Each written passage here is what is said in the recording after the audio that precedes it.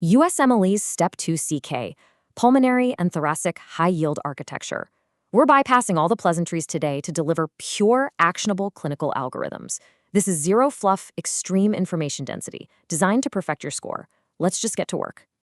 Module 1, Pulmonary Thromboembolism and Vascular Hydrodynamics.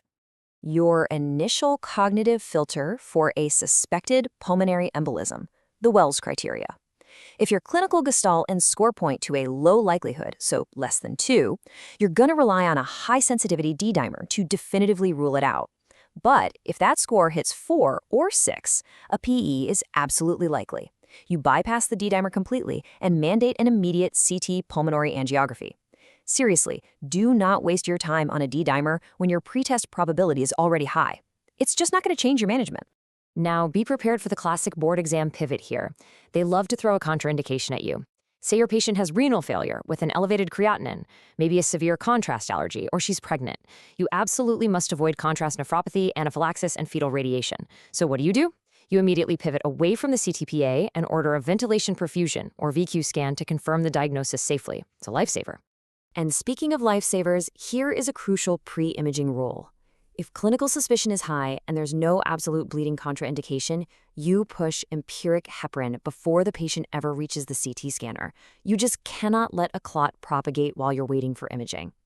Now, if they suddenly crash with right heart failure and hemodynamic instability from a massive saddle embolus, you're escalating straight to bedside echocardiography to confirm right ventricular strain.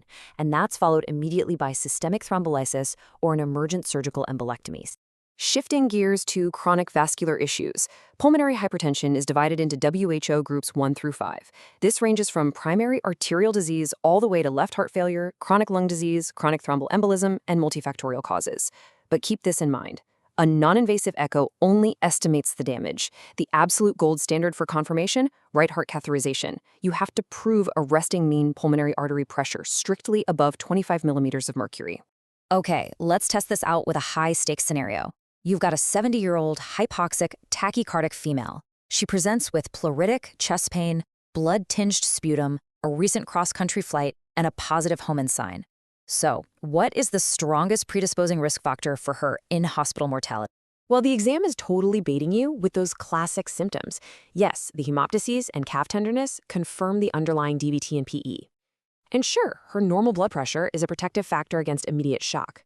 But strictly speaking, advanced age, so 7 years old in this case, acts alongside obstructive shock as the overwhelming primary prognostic driver for in-hospital mortality. Recognizing this distinction is exactly what separates baseline understanding from expert risk stratification. Module 2, Thoracic Trauma and Pleural Pathology. Imagine you're in a trauma bay. You literally have seconds to differentiate life-threatening pleural pathologies. A tension pneumothorax radically spikes intrathoracic pressure, right? This collapses venous return, giving you distended neck veins, a deviated trachea away from the affected side, and hyperresonance. A massive hemothorax, on the other hand, is a catastrophic blood loss event. You're going to find dullness to percussion, but crucially, completely flat neck veins. Oh, and if you see paradoxical chest wall movement with 3 or more adjacent ribs fractured in multiple places, immediately recognize a flail chest. That mandates aggressive pain control, oxygenation, and keeping a close eye on potential intubation criteria. Let's apply that exact physiological split to another case. A patient arrives with a gunshot wound to the chest, rapidly dropping their blood pressure. They've got asymmetric, decreased breath sounds on the right, but then you notice their neck veins are totally flat. What is your immediate next step? Listen closely. If you reach for a needle decompression here, your patient will bleed out. Flat neck veins plus dullness equals massive volume loss. A single thoracic cavity can hold up to 40% of a patient's circulating blood volume. Think about that.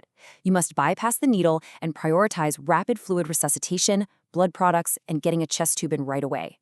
Now, if that initial chest tube drainage exceeds 1,500 milliliters of blood, or you're seeing continuous ongoing blood loss of over 200 milliliters per hour for 2 to 4 hours, that's your strict threshold. You mandate an urgent thoracotomy. Module 3, Parenchymal Destruction and Restrictive Patterns. Let's dive into idiopathic pulmonary fibrosis.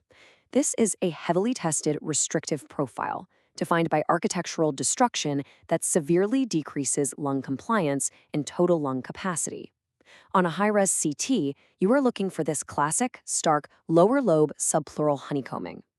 Keep in mind, this chronic fibrotic destruction is totally different from the acute parenchymal destruction you see in ARDS, or acute respiratory distress syndrome. With ARDS, you'd see acute bilateral pulmonary infiltrates not explained by fluid overload, a P2FF ratio of 300 or less, and that requires a strict lung protective ventilation strategy. We're talking low tidal volumes of 6 milliliters per kilogram to prevent flu trauma, plus high PEEP to recruit those collapsed alveoli. Now, you also have to be able to recognize these pathologies on pulmonary function tests. An isolated drop in DLCO with a perfectly normal forced vital capacity, that points to a pure vascular issue, like pulmonary arterial hypertension. But if you see a normal to elevated FEV1 to FVC ratio, along with a proportionate, simultaneous drop both in total lung capacity and DLCO, you've strictly isolated an interstitial lung disease. The fibrotic tissue restricts both gas exchange and physical lung volume at the exact same time. Let's switch gears and look at acute bilateral pulmonary infiltrates accompanied by cardiomegaly and pleural effusions. Picture a patient in a state of decompensated shock. They're tachycardic, borderline hypotensive, with a highly acidotic pH of 7.29. Notice how the cardiomegaly and pleural effusions specifically point toward fluid overload and heart failure. This effectively differentiates it from the non-cardiogenic pulmonary edema we just discussed in ARDS. And to fully evaluate any pleural effusion, you must apply Light's criteria. Remember, heart failure produces a transudative fluid, whereas an exudative fluid would have a fluid to serum protein ratio greater than 0.5, a fluid to serum LDH ratio over 0.6, or a fluid LDH greater than 2/3 the upper limit of normal. In this hemodynamically unstable state of cardiogenic shock, bedside echocardiography is your absolute definitive next step. It rapidly pinpoints structural causes. Think of papillary muscle rupture or massive ventricular dysfunction. Do not waste precious time on CT scans or nonspecific BNP labs. In an unstable patient, rapid structural answers win every single time. You have to secure that diagnosis right at the bedside before the patient undergoes total cardiovascular collapse. Module 4: Accelerated Pattern Recognition and Traps. Okay, let's catalog the major cognitive traps that will absolutely destroy both test scores and patient outcomes. Trap number 1, the heparin delay. If your Wells score dictates a high PE probability and there's no active hemorrhage, you initiate anticoagulation immediately. Waiting for an open CT scanner before starting empiric heparin in a stable patient is a fatal error. That clot is going to propagate. You treat first, scan second, always. Trap number 2, D-dimer misuse. Look, a D-dimer has terrible specificity, right? It's used exclusively to rule out a PE in low-probability cases. Ordering a D-dimer for a patient with a high Wells score is a cognitive trap that just wastes time. A high clinical probability mandates going straight to definitive CTPI imaging. Oh, and here's another classic trap: improperly monitoring a solitary lung nodule. If you spot a high-risk, spiculated 2.5 centimeter nodule with eccentric calcification in an older smoker, routine serial imaging is 100% wrong. That high-risk profile demands an immediate tissue biopsy or surgical resection. Don't sit on it. And trap number 3, misinterpreting central venous pressure in trauma. Board examiners love to bait you with hypotension and decreased breath sounds, hoping you'll reflexively jump to a needle decompression. But if you miss the fact that the neck veins are flat, you fell for it. Flat neck veins mean a massive, blood-pooling hemothorax, which requires volume resuscitation and a chest tube, absolutely not a needle.